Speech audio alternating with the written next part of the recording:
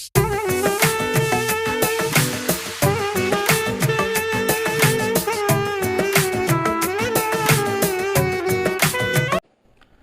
shrah li sadri wa yassir li amri wahlul 'uqdatam min lisani yafqahu qawli. Allahumma rabbana zidna ilman warzuqna fahman. Allahumma faqihna fid din wa 'allimna at-ta'wil. Amin ya rabbal alamin.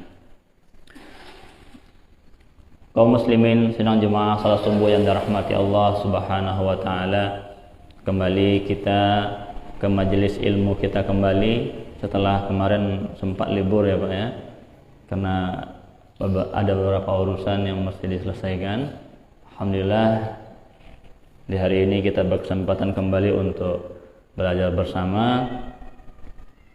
Pas bangun udah tahun baru Pak ya. Pas bangun udah tahun baru. Udah setahun ya, tidurnya dari tadi malam sampai pagi ini udah setahun namanya. Dari malam masih 2021, sekarang sudah 2022. Dan tahun baru kita rasanya gimana Pak? Biasa aja Pak ya. Nah, tapi jikalau diawali dengan tahajud di subuh hari ini, sebelum subuh tadi, kemudian subuh berjamaah, ditambah dengan kajian, maka tahun baru kita berbeda dengan yang tidak melakukannya. Kenapa? Karena kita telah mendulang banyak sekali karunia Allah, banyak sekali nikmat dari Allah, dan banyak sekali pahala dari Allah yang akan menjadi bekal kita dalam kehidupan dunia sampai akhirat nanti. Ini adalah sebuah kesempatan emas yang Allah SWT siapkan dan sediakan untuk kita hamba-hambanya yang mau menjemput dan mengambil kesempatan itu. Rasulullah Pak sampaikan, di antara 5 hal yang perlu diperhatikan sebelum datang 5 hal apa? Faraghas qabla syughlika, kesempatan sebelum datang kesempitan. Hari ini kita punya kesempatan untuk menambah amal soleh dan kita ambil itu kesempatan, maka kita telah mengikuti apa yang telah dinasihatin oleh Rasulullah Muhammad sallallahu alaihi wasallam. Ini adalah sebagai bukti cinta kita kepada beliau. Bukti cinta yang mana cinta itu tidak ada kebenarannya jika tidak ada bukti. Mudah-mudahan kita bisa selalu membuktikan cinta kita kepada Rasulullah Muhammad SAW sehingga beliau ridha nantinya memberikan syafaatul uzma kepada kita semua. Amin ya rabbal alamin. Selanjutnya salat subuh yang dirahmati Allah Subhanahu wa taala, di pagi hari ini insyaallah kita akan melanjutkan kajian kita tentang 10 permasalahan yang sering terjadi dalam pembagian warisan ya. Ini menurut pandangan syariat Islam ya. Menurut pandangan syariat Islam ada 10 kesalahan yang sering terjadi dalam tubuh kaum muslimin itu sendiri. Jadi kita bukan membahas orang yang bukan luar Islam, tapi orang Islam.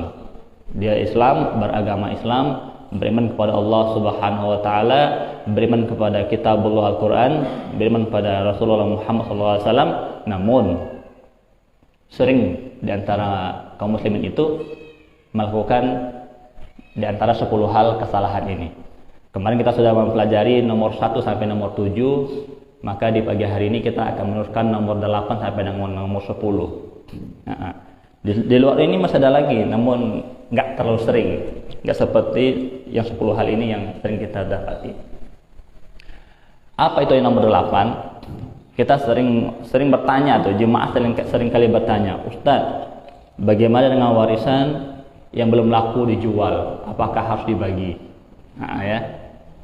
Ini ada yang berpandangan bahwasanya warisan itu baru dibagi di saat telah laku dijual. Ya, betul nggak Pak ya? Dan itu tidak hanya berpandangan, tapi banyak sekali yang berpandangan seperti itu. Barulah warisan itu dihitung pembagiannya oleh para ahli waris ketika warisan yang tadi bentuknya bukan uang, umpamanya rumah, mobil, tanah, ruko, kontrakan, segala macam, baru dihitung pembagiannya setelah laku dijual. Nah, ini adalah kesalahan yang biasa terjadi. Benarnya seperti apa Ustadz dalam Islam? Kalau sudah meninggal seseorang, dia meninggalkan harta yang menjadi warisan, maka disegerakan untuk dibagi. Disegerakan untuk dibagi harta tersebut, baik dia berupa uang ataupun bukan. Nah, tentu ada pertanyaan, Ustadz, jikalau dia rumah, masa rumahnya dipotong-potong, yang dapur buat si A, yang kamar buat si B, yang ruang tamu buat si C. Atau kalau mobil, ban depan buat si Anu, ban belakang buat si Anu, begitu Ustaz? Bukan begitu. Bendanya utuh, namun sahamnya yang dibagi. Bendanya utuh, namun sahamnya yang kita bagi. Rumah ini sahamnya, harga sahamnya adalah 1 M. Maka hak daripada anak laki-laki adalah 2 bagian, maka dapat 2/3-nya. 2/3 dari 1 M. Jikalau jadikan uang nanti, begitu. Jadi rumah itu 2/3-nya sudah milik anak laki-laki. Ada perempuan 1/3-nya dong, gitu kan? Nah, 1/3-nya selesai. Begitu. Jadi ketika nanti rumah ini terjual sudah jelas yang mana yang akan menjadi hak milik daripada anak laki-laki, yang mana pula menjadi hak milik daripada anak perempuan. Disegerakan untuk dibaginya, namun yang dibagi adalah saham daripada harta warisan tersebut.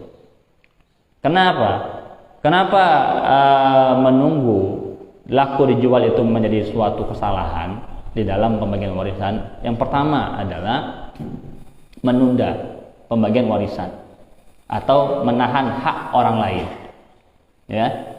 Karena Allah Subhanahu wa taala dan Rasulullah pun menyampaikan bahwasanya kita agar segera menyampaikan amanah kepada orang yang berhak menerimanya. Al-hiqu al-faraidu ila ahliha. Segera dipertemukan bagian yang telah ditentukan daripada warisan itu kepada yang berhak menerimanya. Maka ketika ada seorang meninggal, maka segera diberikan hak mereka. Disampaikan, ini hak antum. Nah, terserah mereka mau diambil langsung atau mau diambil nanti setelah dia laku dijual, itu boleh. Tapi yang jelas dari awal sudah dijelaskan mana hak antum. Bapak A sama Bapak B, orang tuanya meninggal dunia, maka kita sebagai ahli waris ketika telah selesai hari berduka langsung disampaikan, Bapak A, hak antum di rumah ini sahamnya adalah 50%, Bapak B 50%. Nah, setelah tahu saham tersebut, maka Bapak A dan Bapak B punya hak untuk mengambil langsung ataupun punya hak untuk menunda pengambilannya. Ya. Nah, begitu Pak ya. Itu yang betulnya. Jadi udah dijelaskan dari awal. Jangan ditunggu nanti.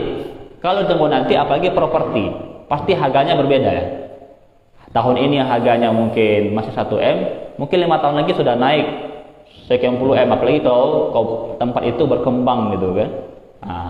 Dan qadarullah yang ahli waris sudah wafat lebih dahulu, karena nggak dibagi-bagi, ahli warisnya sudah meninggal, yang hidup tinggal anaknya ahli waris.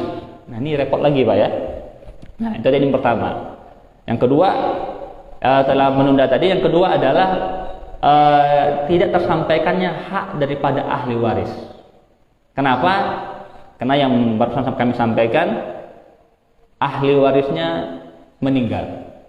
Jadi pewaris meninggal punya harta warisan, karena nggak dibagi-bagi, karena belum laku-laku, dia ahli waris meninggal pula, sehingga dia sendiri tidak pernah mencicipi harta warisannya, padahal dia kepengen untuk menikmatinya, haknya sendiri, dia ingin menikmatinya, tetapi tidak bisa menikmati karena ditahan oleh ahli waris yang lain, nggak mau membagi karena belum laku dijual. Ini adalah masalah ya. Masalah. Nah, kalau kita menahan hak orang lain, itu sama dengan hutang. Matlul ghani zulmun. Menahan hak orang yang sudah ada pada kita, maka itu adalah zulmun, kezaliman. Dan itu dalam Islam, la tazlimuna wa la tuzlamun. Janganlah kamu berlaku zalim dan jangan pula kamu yang menjadi orang yang terzolimi. Ini jelas sekali Pak ya untuk masalah ini. Jadi jangan kita membagi warisan baru bicara warisan setelah rumah laku dijual. Apalagi kemarin di antara jemaah bertanya, Ustadz, ini bagaimana solusinya kalau kita mau bagi warisan tapi rumah nih Ustadz? Kalau kita sampaikan kepada calon pembeli rumah ini adalah rumah warisan, itu susah lakunya. Karena repot lagi kan? Susah lakunya. Kalau nunggu laku dulu, kapan ini ahli waris menerima hak warisnya? Ya, maka oleh karena itu dibagi lebih cepat, segera mungkin dibagi. Nah, setelah itu barulah ahli waris menyepakati di antara mereka. Siapa yang mau ambil duluan silahkan mengambil sahamnya bagaimana. Bisa jadi nanti di antara ahli waris membeli hak waris dia, sehingga rumah tersebut yang tadi punya dia karena dia butuh duit lebih dahulu, maka dibeli oleh ahli waris yang lain, maka diambil uangnya sehingga sahamnya diambil oleh saham ahli waris yang membeli. Bisa. Tapi intinya harus disegerakan. Ya, intinya harus disegerakan. Jangan ditunda-tunda. Apalagi nunggu laku dijual. Ini adalah istilahnya perjudian ya, karena nggak tahu siapa yang mau beli dan siapa yang siap untuk membeli ya. Nah, itu kesalahan yang nomor 8 yang sering terjadi di kalangan kita kaum muslimin ya. Jadi dampak negatifnya adalah yang pertama, kita menahan hak ahli waris yang lain.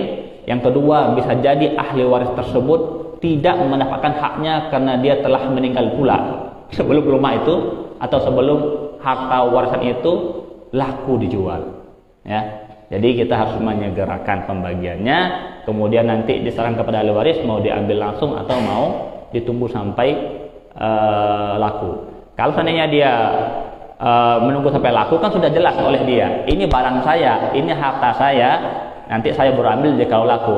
Seandainya dia meninggal dunia terlebih dahulu, ahli warisnya dia atau anaknya udah tahu itu punya bapak saya, itu rumah sekian sahamnya punya bapak saya, karena beliau sudah sampaikan, sudah dibagi dulu warisannya, sudah tahu itu rumah sekian sahamnya punya bapak saya. Tapi coba kalau belum dibagi, anaknya ahli waris yang meninggal sebelum dibagi warisannya malah bingung nanti, bahkan bisa bisa salah kaprah nantinya ketika pembagian warisan. Kenapa? Karena cucu tidak bisa mendapatkan warisan ketika masih ada saudara daripada ayahnya, ya gitu. Namun kalau salah kaprah di sini nanti bisa nggak dapat warisan ini cucu, padahal hak ayahnya ada di situ atau hak daripada orang tuanya ada di harta warisan tersebut. Maka banyak dampak negatif ketika menunda pembagian warisan karena alasan belum laku dijual. Itu nomor 8. Nomor 9, ini yang sering terjadi pada orang yang kaya-kaya ya, terutama yang kuaya-kuaya, tidak hanya kaya lagi, tapi kuaya-kuaya. Apa itu? Membuat surat wasiat resmi tanpa berkonsultasi kepada ahli faraid. Membuat surat wasiat resmi secara pemerintah, ada notarisnya, lengkap Pak ya, lengkap, tapi tanpa berkonsultasi terlebih dahulu dengan ahli faraid atau ahli waris, sehingga itu surat resmi, namun isinya nggak resmi menurut agama. Ini bahaya nih Pak ya, sehingga ahli warisnya bingung dan repot nanti dibuatnya. Ketika ahli waris tidak ingin menjalankannya karena itu bertentangan dengan syariat, bisa dituntut oleh pihak-pihak hukum. Ini sering terjadi pada orang yang kaya-kaya banget gitu ya. Dan bahkan yang paling lucu itu adalah ketika orang kaya itu meninggal, sudah buat surat wasiat resmi yang bermaterai, ada akte notarisnya. Yang lucu itu apa? Ahli waris pada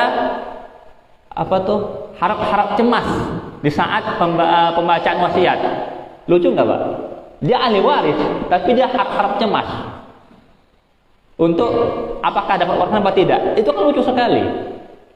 Lucu sekali. Dia ahli waris, tentu secara otomatis mau dibacakan itu wasiat mau tidak, sudah pasti dia punya hak waris sesuai dengan yang telah ditentukan oleh syariat. Akan tetapi yang paling lucu begitu, saya punya hak nggak ya? Ini orang tua saya bikin nama saya apa enggak ya? Di dalam wasiatnya. Ini kenapa terjadi? Itu tadi karena wasiat tadi dibuat bukan atas dasar ilmu ataupun berkonsultasi dengan orang yang ahli dengan ilmu waris tersebut. Nah, ini problemnya besar sekali. Bahkan ahli waris bisa jadi nggak mendapatkan hak waris karena wasiat yang dibuat ini. Karena wasiat yang dibuat oleh almarhum sebelum meninggal tanpa berkonsultasi dengan yang ahli. Nah, ini masalah besar ya, masalah besar. Apa masalah besarnya? Masalah besarnya adalah orang yang memiliki hak waris, orang yang memiliki hak harta warisan bisa tidak mendapatkan haknya. Itu yang pertama. Ketika dia tidak mendapatkan haknya, maka dia terzolimi. Ketika ada yang terzolimi, maka ada yang menzolimi. Ada yang menzolimi. Maka ini surat wasiat melahirkan pelaku zolim dan orang yang terzolimi. Dosa nggak, Pak? Ada yang menzolimi dan ada yang terzolimi hanya gara-gara selembar surat yang sudah dimaterai dan sudah dibikin akte notarisnya oleh orang yang tidak punya ilmu. Ini bahaya. Ahli waris saling menzolimi antara satu dengan yang lainnya. Bahkan ahli waris pun terzolimi oleh orang lain yang dimasukkan oleh almarhum ke dalam surat resmi wasiatnya. Ini repot. Kalau masalah dunia akhirat, masalah ukhrawi, oke. Di dunianya nggak kelihatan kezalimannya mungkin. Jadi kalau dia sesudahlah gitu kan. Akan tetapi kalau seandainya ini berbuntut panjang, repot. Ahli waris tidak terima. Kemudian terjadilah namanya kezaliman yang lain. Mungkin pembunuhan, penjarahan dan lain sebagainya antara ahli waris dengan yang bukan ahli waris. Nah, ini efek negatif ketika membuat surat wasiat yang tidak berdasarkan ilmu. Ini penting sekali, Pak ya. Ini yang nomor 9 ya, membuat surat wasiat yang resmi secara negara tanpa berkonsultasi pada orang yang ahli ilmu.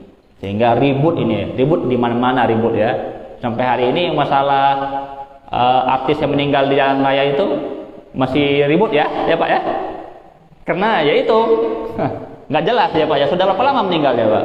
Mungkin udah ada 3 bulan ya yang meninggal jalan raya itu di tol itu. Sampai hari ini masih ribut. Kenapa? Tidak ada orang yang menjadi penengah di sana. Dan mereka pun tidak juga mencari orang yang ahlinya bagaimana cara menyelesaikan masalah ini. Sehingga sampai ini masih ribut. Bahkan tidak hanya mereka yang ribut, netizen pun juga ikut ribut. Semua se-Indonesia ribut dibuatnya ya. Karena dia artis, se-Indonesia ribut dibuatnya. Padahal itu masalah simple, sekian menit selesai jikalau diserahkan kepada yang ahlinya. Nah, dan ada lagi berita kalau bahwasanya almarhum atau almarhumah memberikan wasiat, ini warisan buat si A, buat si B gitu. Kan lucu. Warisan diberikan kepada hanya 1-2 orang di antara ahli waris.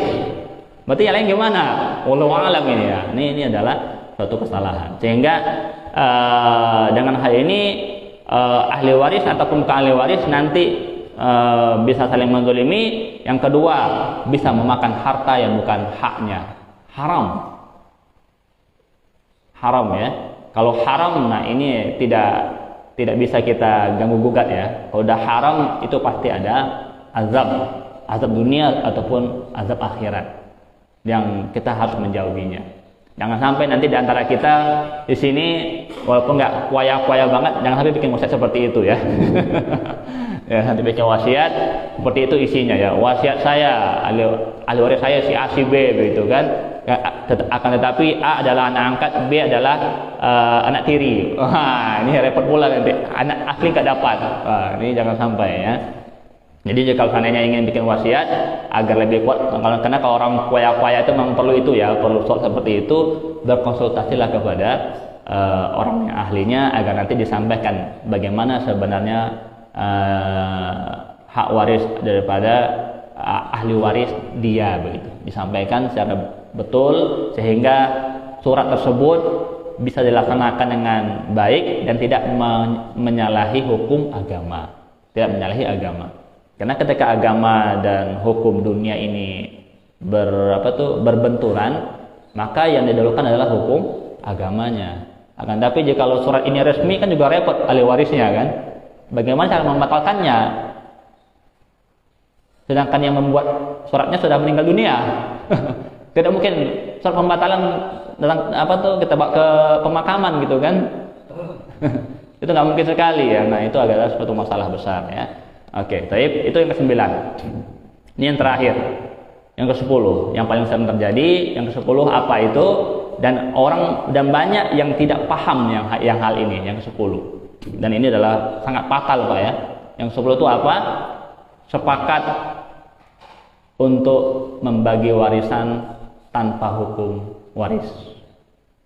Kesepakatan. Sepakat aja dah kita sama rata gitu ya. Sepakat aja dah buat adik kita saja. Tapi belum dibagi nih. Sepakat aja langsung. Meninggal bapak ibu langsung sepakat, udah buat adik yang paling kecil aja. Udah buat si anu aja semuanya tanpa dibagi. Sepakat membagi warisan tanpa hukum waris. Ini adalah pemikiran ataupun ini adalah tindakan yang tidak tepat menurut syariat. Bagaimana yang betulnya Ustadz? Ketika kita ada meninggal dunia, maka yang perlu kita lakukan pertama adalah menjalankan hukum dari Allah Subhanahu wa Ta'ala. Apa hukum dari Allah?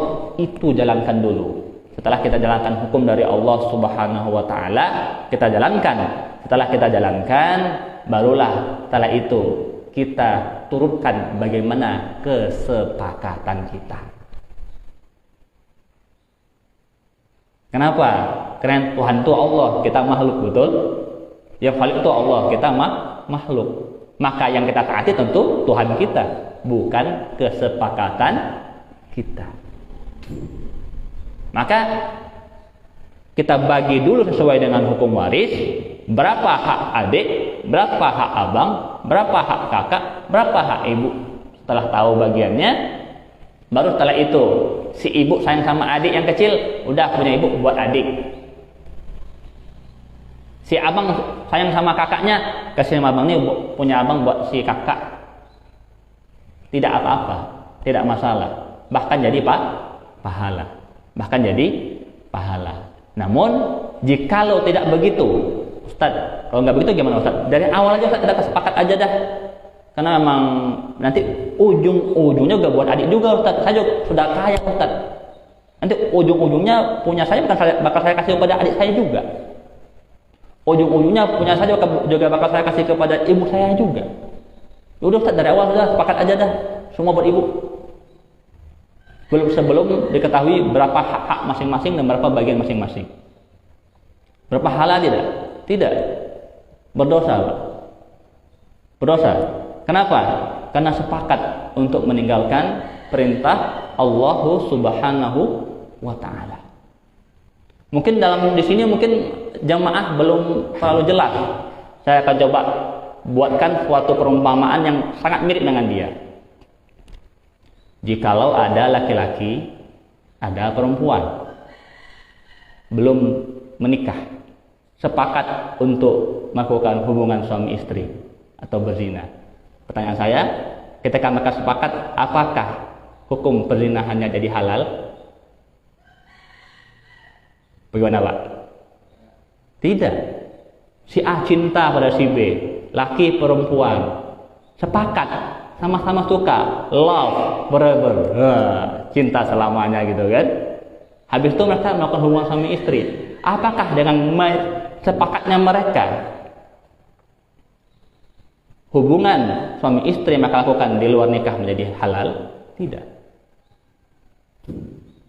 Maka ketika seseorang laki dan perempuan punya rasa pengen melakukan hubungan, maka ada yang perlu antum lakukan terlebih dahulu. Apa itu hukum Allahnya? Menikah. Maka setelah menikah, antum mau 10 kali, 1000 kali sehari hubungan sama istri, berdosa berpahala? Berpahala. Walun suha sodakoh, kata Rasulullah. Ente sentuh istri ente, sodakoh semua itu. Wajima wah sodakoh. Ente hubungan suami istri dengan istri ente, sodakoh juga. Dihitung sedekah, Pak. Kalau kita sudah melakukan pernikahan, akad nikah yang sesuai dengan syariat Islam. Begitu pula dengan yang tadi sama. Ketika kita hitung dulu hak kita masing-masing, setelah dihitung pembagiannya hak masing-masing, buat si anak pertama sekian, mau anak kedua sekian, mau anak ketiga sekian, buat ibu sekian, jelas. Kalau diuangkan jadi punya ibu sekian M, punya anak sekian M, punya anak kedua sekian M, punya anak ketiga sekian M. Udah jelas.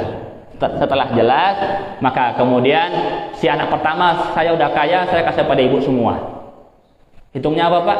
Hitungan hadiah atau hibah ataupun sedekah, berpahala. Sama kayak tadi, melakukan hubungan sama istri setelah menikah, berpahala. Akan tetapi jikalau diberikan terlebih dahulu sebelum dibagi, langsung sepakat aja buat tidak melakukan hukum syariat, maka seperti tadi hukumnya, antum sama-sama berdosa. Nah, ini yang jarang kita pahami, Pak, ya. Ada sepakat aja Ustaz, yang penting kita aman, nyaman, tidak ada konflik, tidak ada yang berantem, tidak ada yang musuh-musuhan. Emang kalau orang yang tadi yang berdua ya, laki-laki perempuan, emang dia musuh-musuhan? Ya enggak, makin cinta ya. Sudah belum bikin dosa, habis itu ngulangin lagi. Udah hamil baru, kita nikah yuk, baru nikah dia kan. Begitu, Pak.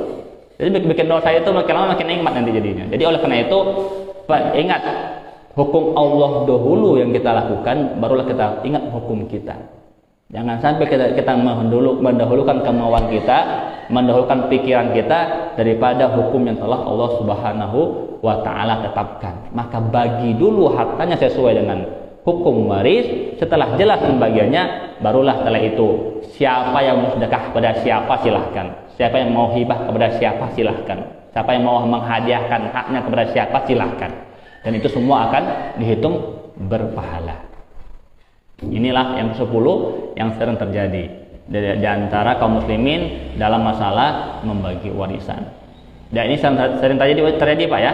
Tidak ada yang nggak sering ya. Dari awal kita bahas kemarin sama rata laki perempuan. Yang kedua, kerancuan wasiat, waris dan hibah. Yang ketiga, hibah dikira warisan. Yang keempat, harta gonogini. Yang kelima, tidak dibagi warisan sebelum meninggal ibunya. Yang keenam, warisan dibagi atas dasar hukum adat. Yang ketujuh, warisan dibagi atas dasar rasa, jasa, dan kebutuhan. Yang kedelapan tadi ya. Nah, yang kedelapan, enggak dibagi sebelum laku dijual. Yang kesembilan, wasiat dibuat dengan resmi tanpa berkonsultasi dengan ahlinya. Yang terakhir adalah sepakat untuk tidak membagi warisan sesuai dengan hukum syariat. Nah, ini kesalahan yang ke-10 ya. Dan inilah 10 kesalahan yang sering terjadi di dalam membagi warisan dalam kubu kaum muslimin. Sebagai penutup, kenapa 10 hal ini bisa sering terjadi di dalam kubu kaum muslimin hari ini, padahal kita semua berbicara kalau kita adalah beragama berdasarkan Al-Quran dan As-Sunnah, ya kan? Berdasarkan Al-Quran As-Sunnah, berdasarkan hukum-hukum syariat yang betul. Tetapi kenapa kok sering terjadi kesalahan? Nah, tentu ada problem, ada penyebabnya yang membuat ini menjadi kesalahan gitu. Yang pertama adalah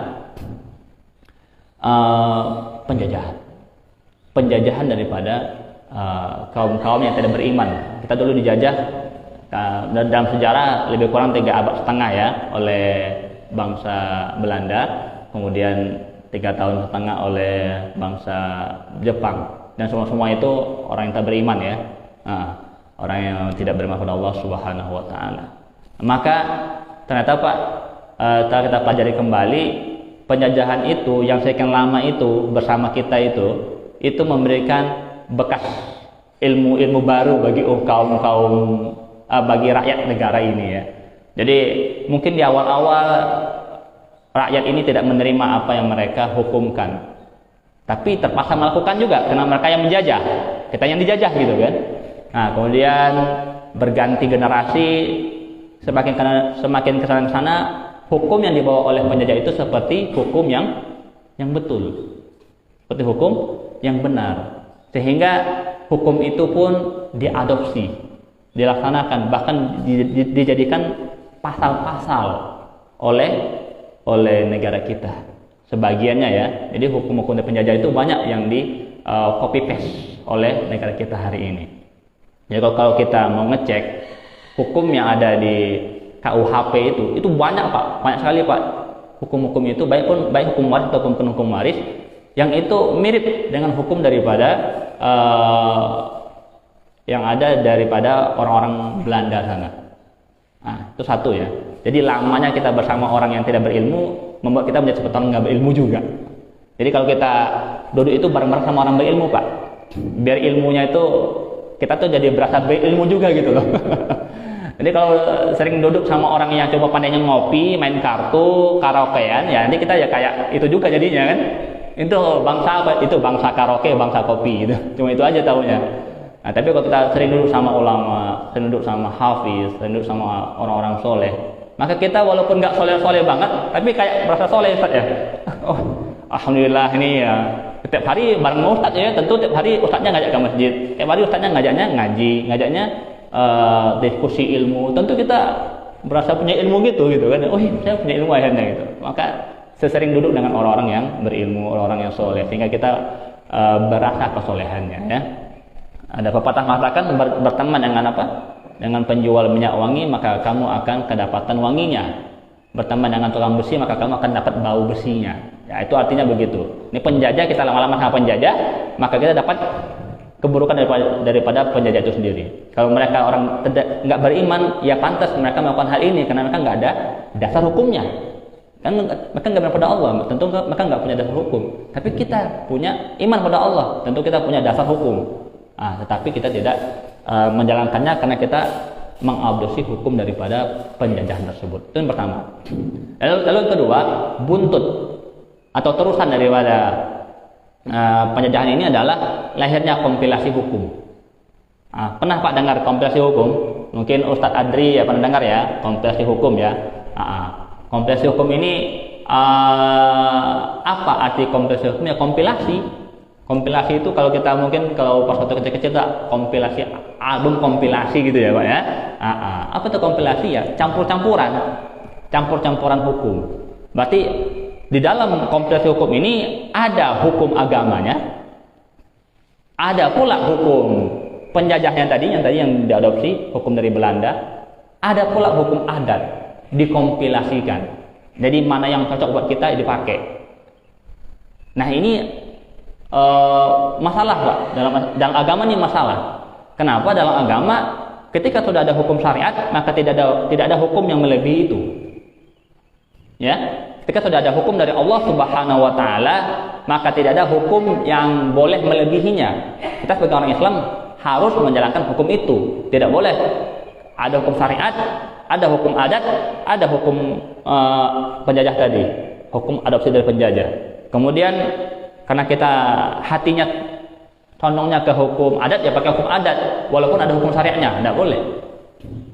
Ya, jangan berhukum dengan hukum selain hukum Allah Subhanahu wa taala ketika dia ada hukumnya. Apalagi dalam masalah faraid. Sudah jelas sekali Pak ya.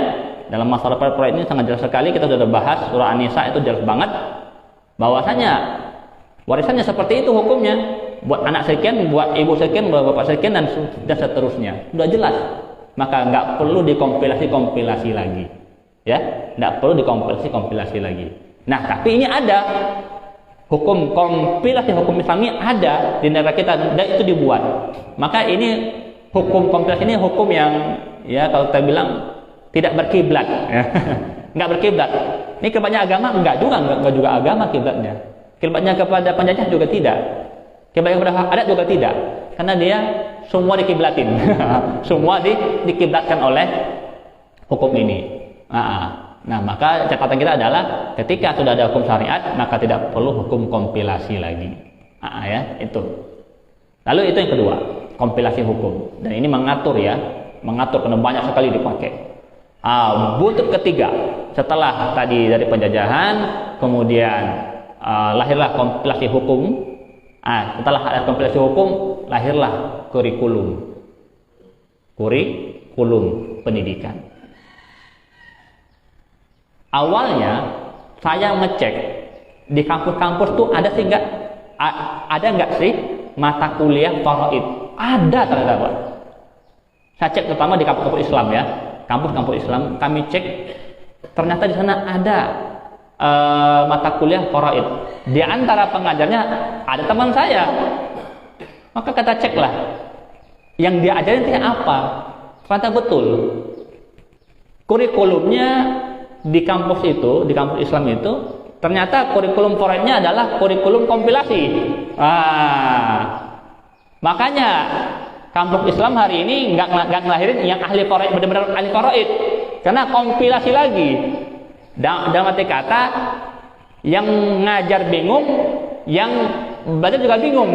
Kenapa? Hukumnya kemana-mana. Kadang pakai hukum syariat Islam, kadang pakai hukum penjajah, kadang pakai hukum adat. Sehingga di antara yang belajar itu juga, ini kita mau pakai yang mana? Dan yang benar tuh yang mana? Yang benar ini, yang mesti dijalankan tuh yang mana? Ya. Dan itu sudah menjadi kurikulum, Pak. Sudah menjadi kurikulum di kampus-kampus, ya, ataupun di sekolah-sekolah yang berkiblat kepada kementerian ya, Kementerian Pendidikan gitu ya, atau pokoknya kurikulum ke sana gitu. Nah, itu yang terjadi. Nah, orang-orang yang kuliah di kampus, yang belajar faraid di kampus ini, mereka nantinya yang akan menjadi petugas ataupun pegawai-pegawai di Kementerian Agama, di kantor urusan agama. Kebayang nggak, Pak, hasilnya gimana? Hasilnya adalah seperti yang saya alami sendiri. Ketika ada orang yang berkonsultasi kepada kami, satu keluarga, dia mengundang 2 orang. Kami satu sendiri, kemudian satu dari Kemenak. Yang orang Kemenak ini dia cuma satu isi dari ucapan dia. Dia cuma satu ucapannya yang memang yang bisa dia ucapin. Apa kata dia? Laki-laki 2 bagian ya, laki-laki 2 bagian dibanding perempuan, gitu doang. Hanya itu yang dia bisa ucapkan, itu dia pulang. Kenapa? Mungkin dia juga ragu ketika disampaikan oleh yang konsul, ini Ustadz udah bikin buku loh tentang faraid. Jadi mungkin dia agak ngedon ya, aduh ini Ustadz udah bikin buku tentang faraid, saya selama ini belajarnya campur-campur sana, campur sini gitu kan.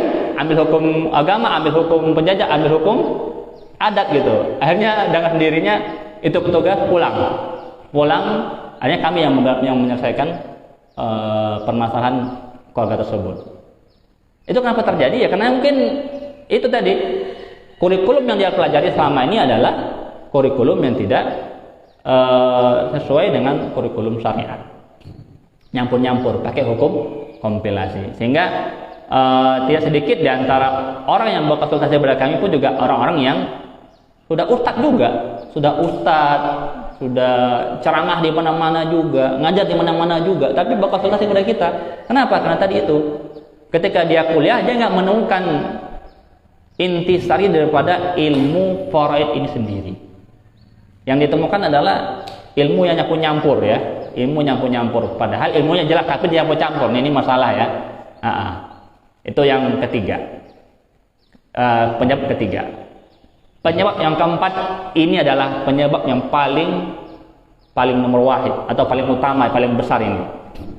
Kenapa 10 kesalahan tadi bisa menjadi masif di mana? Yang keempat adalah enggan mendalami ilmu agama. Kaum muslimin sendiri enggan atau malas atau tidak mau untuk mendalami ilmu agama, apalagi ilmu faraid ini sendiri. Kalau belajar ilmu lain semangat, tetapi ketika belajar agama pada sedikit, ya kan? Tadi malam tahun baru rame nggak? Nggak tahu, kayaknya rame deh. Tapi kalau pas pengajian ya hanya segini gitu kan. Walaupun alhamdulillah hari ini banyak juga ya. Ini semuanya kayaknya nggak tahun baruan ya di malam ini. Pada tahajudan semua nih, bukan tahun baruan tadi malam.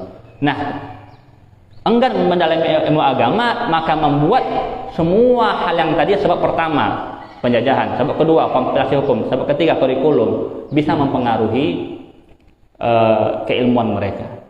Namun ketika mereka menghilangkan sebab yang keempat, enggannya dibuang, tapi rajin, semangat, istiqomah, belajar agama, memperdalam agama, insya Allah kita akan bisa mengetahui dan memahami ilmu faraid yang betul, sehingga kita bisa terhindar daripada 10 kesalahan yang sering terjadi di kalangan kaum muslimin di negara kita ini.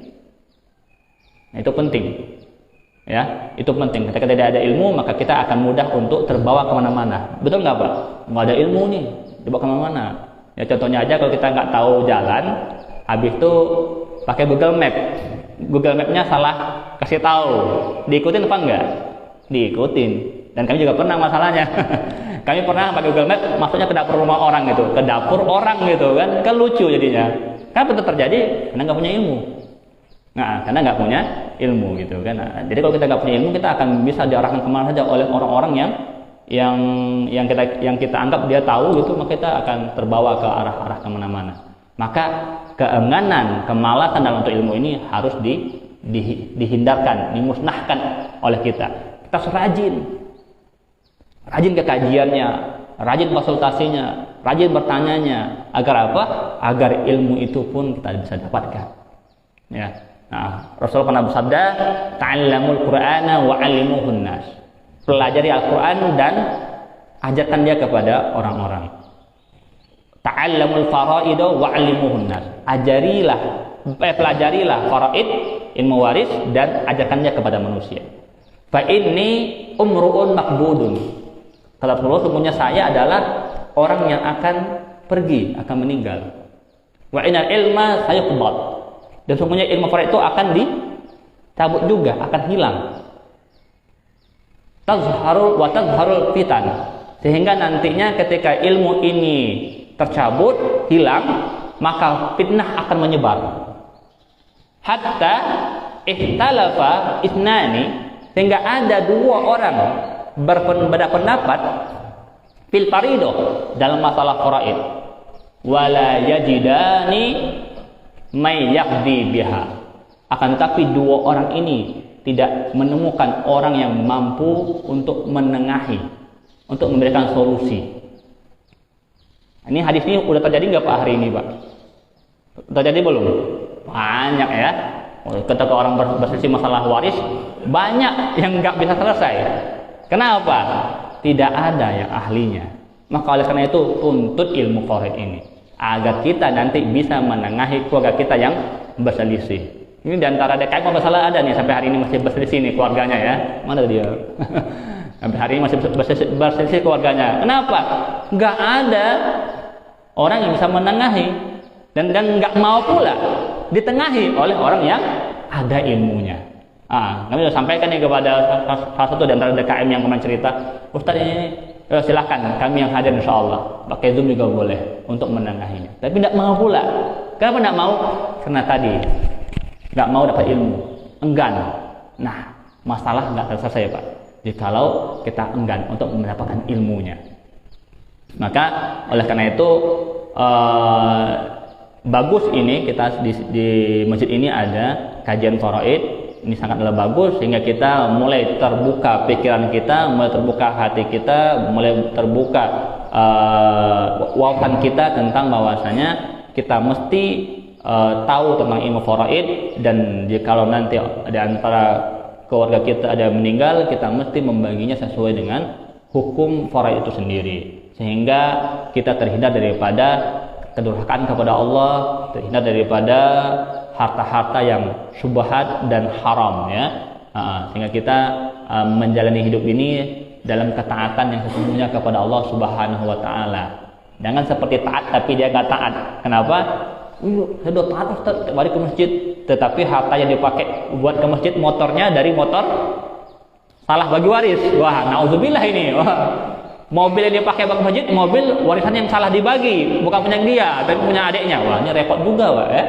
Ini pahala ke masjid berpahala, tapi mobilnya nggak berpahala ini, motornya nggak berpahala ini, handphonenya nggak berpahala ini. Wah, repot.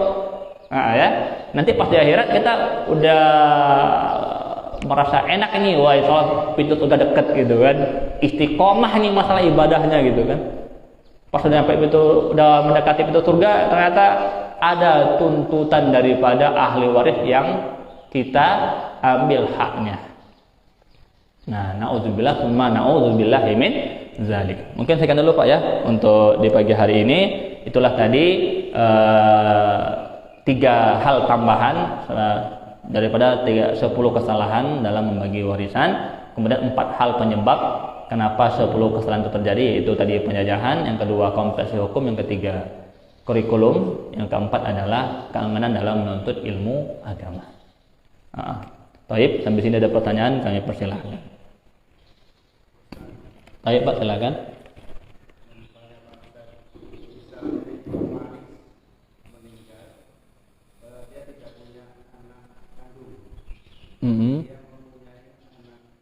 Iya, anak tiri.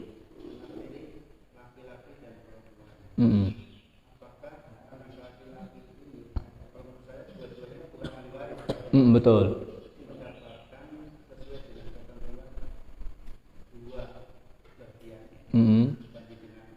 Iya. Oke. Baik, Pak. Anak tiri, jelas ya, anak tiri berarti bukan anak dari bapak atau ibu tersebut. Kalau kalau bapak itu laki-laki tentu bukan dari dia bibitnya. Kalau perempuan berarti bukan dari dia lahirnya, ya Pak ya, jelas kan? Maka dia bukan ahli waris. Bukan ahli waris, maka kalau bukan ahli waris, maka dia tidak punya hak waris. Lalu seandainya kita mau memberi dia, Ustadz, apa solusinya? Ada solusinya. Jadi kalau dia bukan ahli waris, kita punya hak untuk memberi dia. Akan tapi ini dilakukan oleh pewaris sebelum meninggal, tapi ya, yaitu wasiat. Wasiat Pak. Wasiat. Berapa wasiatnya Ustadz? Yaitu 1/3. Maksimal 1/3. Maksimal ya. Maksimal 1/3 untuk semua wasiat. Jangan sampai salah paham ya. 1/3 untuk semua wasiat. Anak tirinya ada 2 tadi. Maka 1/3 untuk berdua. Bukan 1/3 laki-laki, 1/3 perempuan, bukan. Tapi 1/3 untuk semua. Yang bukan ahli waris. Nah, itu maksimal Pak. Nah, lebihnya 2/3 kemana? Kepada ahli waris yang lain. Karena kan ahli waris nggak cuma anak Pak ya. Ada bapak, ada ibu, ada istri, ada suami, ada saudara, ada ponakan, ada paman, ada sepupu. Panjang Pak ya. Ada cucu juga. Jadi kalau walaupun nggak punya anak kandung, hanya anak tiri, berarti harta warisannya otomatis akan menyebar ke atas dan ke samping. Nah, untuk anak tiri tadi berhak yaitu 1/3 saja. Tapi bukan kita yang nentuin ahli waris ya. Akan tetapi almarhum sebelum meninggal, dia beri wasiat. Untuk anakku si A tiri, si B tiri 1/3. Itu pembagiannya gimana Ustaz? Terserah. Karena wasiat itu terserah daripada pewaris sebelum meninggal dunia. Apakah ada perempuan yang mau dikasih gede dibanding laki-laki? Tidak masalah, karena itu wasiat. Kalau wasiat ketentuannya sama seperti hibah, terserah daripada sang pemberi. Atau disamakan jumlahnya, nggak masalah. Karena hibah, karena wasiat sama dengan hibah untuk jumlah ya, untuk dengan jumlahnya nggak ditentukan jumlahnya berapa. Hanya jangan melebihi 1/3. Tidak boleh melebihi 1/3. Gitu Pak ya. Jadi boleh disamaratakan dalam wasiatnya 1/3 bagi 2 berarti 1/6 ya. Atau yang lakinya dibanyakin, yang perempuan yang lebih kecil, atau sesuai dengan keadaan. Karena si laki lebih miskin, lebih susah hidupnya dibanding si perempuan, maka laki lebih banyak, boleh juga. Wasiat, kalau wasiat itu tidak jumlahnya atau komposisinya tidak ditentukan oleh syariat. maka terserah saja. Begitu, Pak. Ayo, ada lagi, Pak? Artinya ketiadaan anak kandung tidak otomatis menjadi hak untuk anak tiri gitu. Semuanya ya gitu ya? Iya, betul. Tidak. Kan pertanyaan tadi kan nggak ada anak kandung kan gitu. Anak kandung, betul. Jadi ketiadaan anak kandung nggak otomatis menjadikan anak tiri dapat bagian. Betul, iya. Wasiat. Betul sekali, betul. Hanya wasiat, tidak merubah hukum, Pak ya. Tidak merubah hukum. Akan tetapi, ini kalau kita mempelajari seandainya ahli waris tidak ada ya kan, maka kita sudah pelajari dulu kemarin apa? Tartibu taksim ya Pak ya. Urutan pembagian warisan. Nah, jikalau memang ahli waris semua tidak ada, sampai dengan nomor 7, ada nomor 8-nya Pak. Seandainya semua tidak ada, kemudian ada wasiat untuk anak tiri semuanya, karena memang tidak ada semua ahli waris, dari anak sampai dengan ponakan sampai dengan wali nggak ada, itu wasiat boleh. Akan tapi ya ini memang dilihat atau sudah dipelajari oleh pewaris sebelum meninggal ya, ingat ya, sebelum meninggal itu sudah pelajari. Oh nggak ada ini, saya nggak punya anak, nggak punya istri, nggak punya bapak ibu, nggak punya saudara, nggak punya wali juga, berarti saya ini nggak punya ahli waris, kayak gitu. Tapi saya punya anak tiri nih, ada adopsi gitu, atau anak tiri atau antara itu lah ya, adopsi atau anak tiri gitu, bukan ahli waris kan. Maka karena saya nggak punya siapa-siapa dan nggak ada satupun ahli waris, maka saya wasiatkan semua harta saya kepada anak tiri saya. Itu boleh jikalau tidak ada satupun ahli waris yang masih hidup. Dan ingat Pak ya, ahli waris bukan cuma anak, ada 24 golongan. Jadi hafalin dulu. Udah hafal 24 ini, oh emang nggak ada ini, baru. Nanti masih ada satu orang nggak boleh, masih ada satu golongan nggak boleh semua diwasiatkan, hanya sepertiga. Ya, jadi dicek dulu. Jadi kalau orang mau ngasih wasiat, cek dulu ahli warisnya. Kosong apa ada satu? Kalau kosong boleh wasiatkan semua. Tapi kalau ada satu golongan sepupu, sepupu laki-laki kan juga ahli waris, ada, berarti nggak bisa, nggak boleh semua harta diwasiatkan, nggak boleh, hanya sepertiga. Nah itu ada tertibnya Pak, ada urutannya. Jadi ketika keadaan seperti ini jatuhnya. Ketika seperti ini pula. Jadi kalau tadi cuma anak doang tidak ada, tapi masih ada saudara, masih ada ibu, masih ada istri, masih ada yang lain, maka jatuhnya selebihnya adalah buat ahli waris yang lain. Begitu Pak. Baik, ada pertanyaan lagi? Oh boleh Pak, silahkan.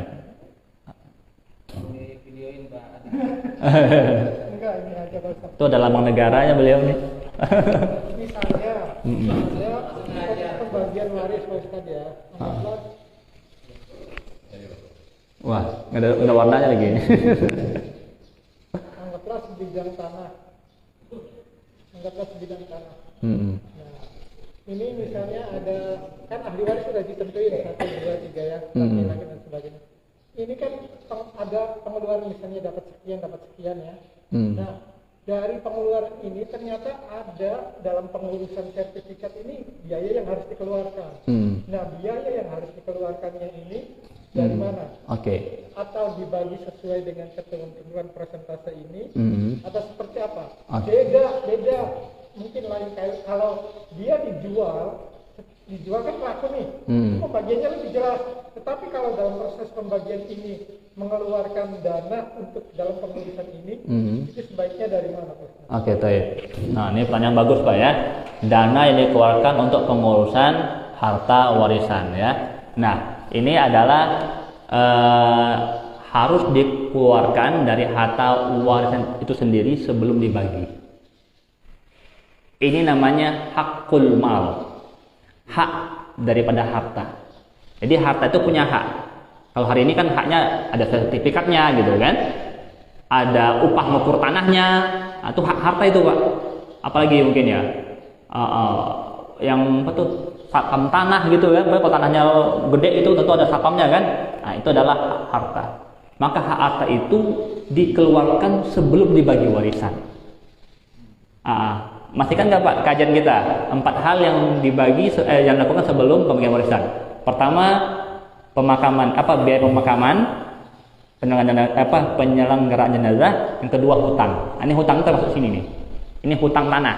Hutang daripada harta tersebut maka diselesaikan dulu. Jadi sebelum dibagi warisan Pak,